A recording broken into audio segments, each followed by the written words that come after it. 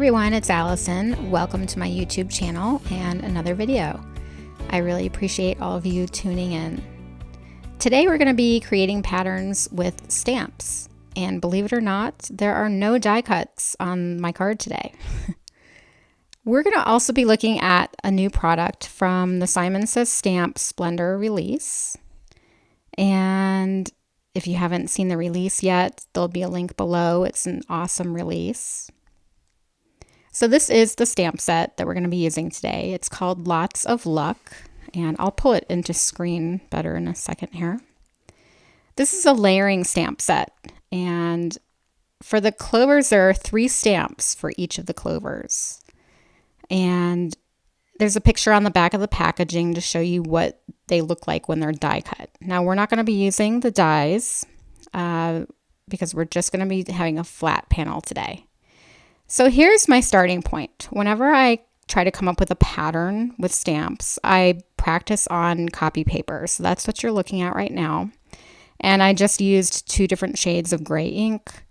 And this was probably my 3rd piece of practice paper. And each time I just kind of try to perfect the pattern until I'm happy with it. And when I say perfect, that doesn't mean it's perfect. It's just every time I kind of make tweaks.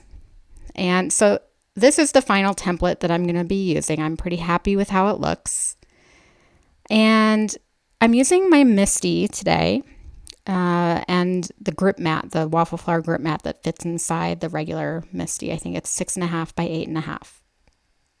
Now you'll see my template that I've made is the same size as the panel that I'm going to be doing my final stamping on. They're both A2 sized. And right now I'm making marks on my template. Like one of them says G1, one of them says G2. And that's just so I know what colors to use. So G1 means green 1, G2 is green 2. Those are the different shades of inks. So here's why I was doing that. You'll see there's multiple sets of greens. These are the positively saturated inks from Simon Says Stamp. And they come in trios, which is great for the stamp set because, like I said, each clover has 3 stamps. So again, that's why I was making marks on my template so that I would know what color goes where. It's just going to go a lot faster if you know what color you want to put where. Now, I'm going to put the stamp directly on my template, and then I'm going to make sure that the template is lined up with the panel. And then I can just stamp. And then this clover is going to end up in the same spot as it was on my template. So again, both of these pieces of paper are the same size. So once I place the stamp on the template, I just have to make sure that the template is lined up with my panel to make sure everything keeps going according to plan. So I'm not going to show you all the stamping. That would be a very long video. But you'll see I'm doing all the big clovers first, and I'm pulling in more ink colors. There were quite a bit more clovers than I had thought when I was initially pulling out my colors.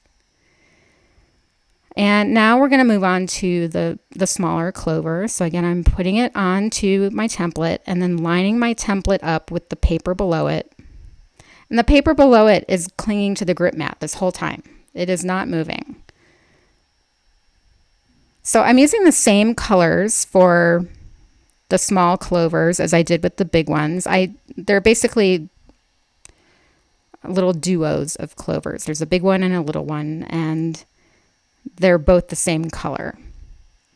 Now I did come in with a trio of PinkFresh Studio Inks just because I needed another shade of turquoise inks.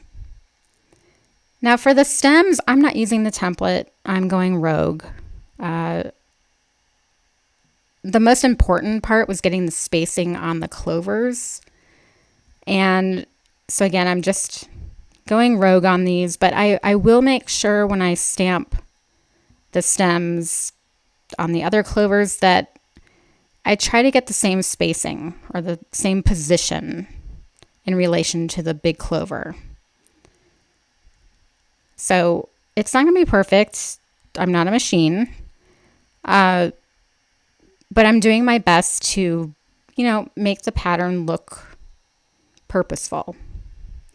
Now, for some of the clovers, I did need to pull the template back in because there wasn't a reference point on the paper for me to line things up. So what I did have to make sure of was that the stamp still lined up with the clover, if that makes sense. So my stem still needed to line up with the clover underneath.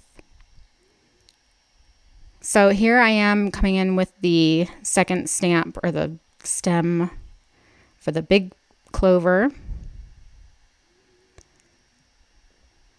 And now that I've stamped that, for the other big clovers, I'm going to have to try to find a way to make the same spacing. Now for the flower in the upper corner, I brought my template back in because, again, I didn't really have a reference point for where that stem would go because it's hanging off the paper. But you'll see right here, what did I forget to do? I forgot to make sure that it was lined up with the stamp on my panel. So you'll see in a second here, it was not lined up. So as soon as I stamped this, I was like, oh, I had just done all that stamping. It's not lined up. It's not a big deal, but I really, at that point, was like, you know what? I'm going to make a shaker out of this panel. That's what I'm going to do. Because there's a lot of ways to cover up mistakes when you're creating a card.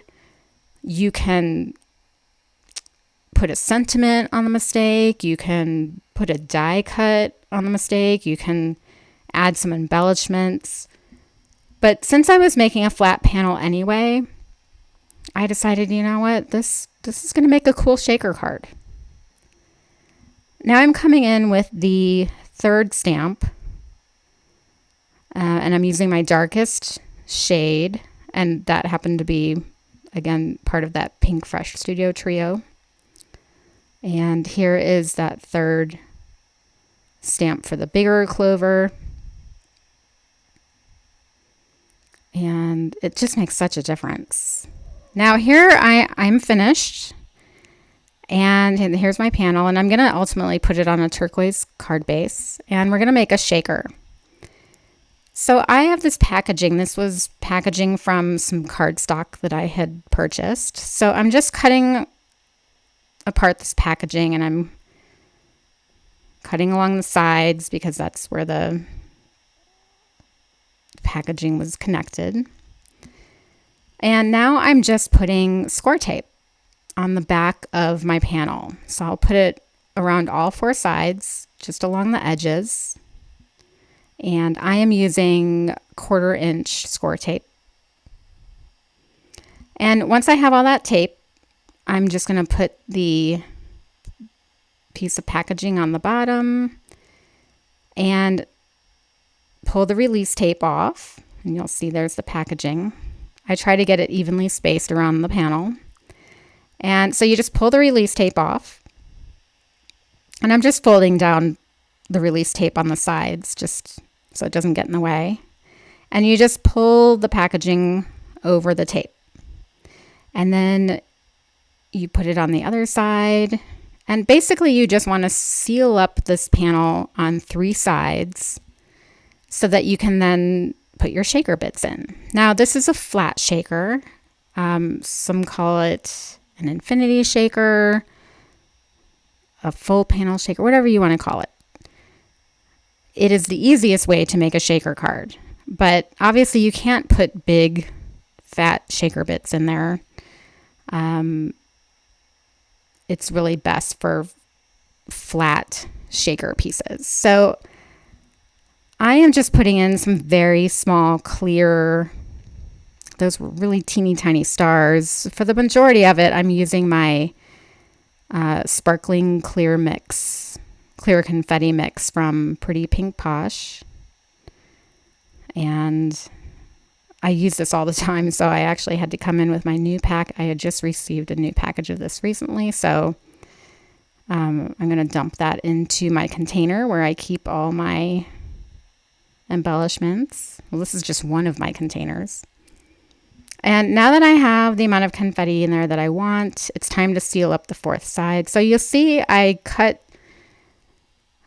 angles at the sides, and then I come in and I add a little bit more tape along those corners because it's just plain packaging there. So I just want to make sure there's tape all the way around.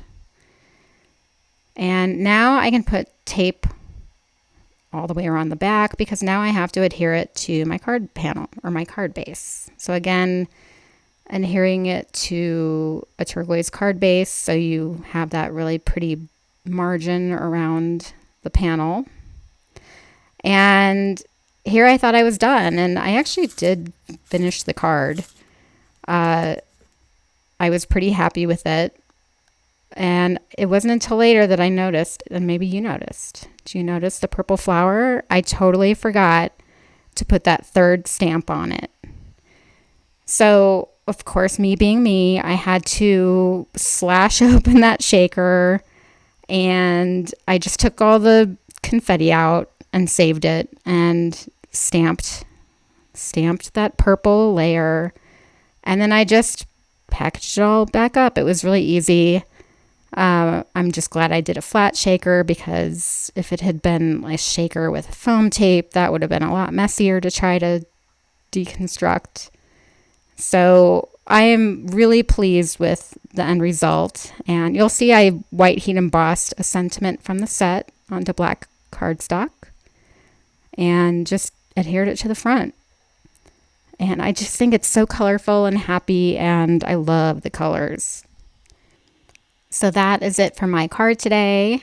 I hope you enjoyed this video. If you did, give me a thumbs up and don't forget to subscribe. Again, I appreciate you being here. Take care. Bye-bye.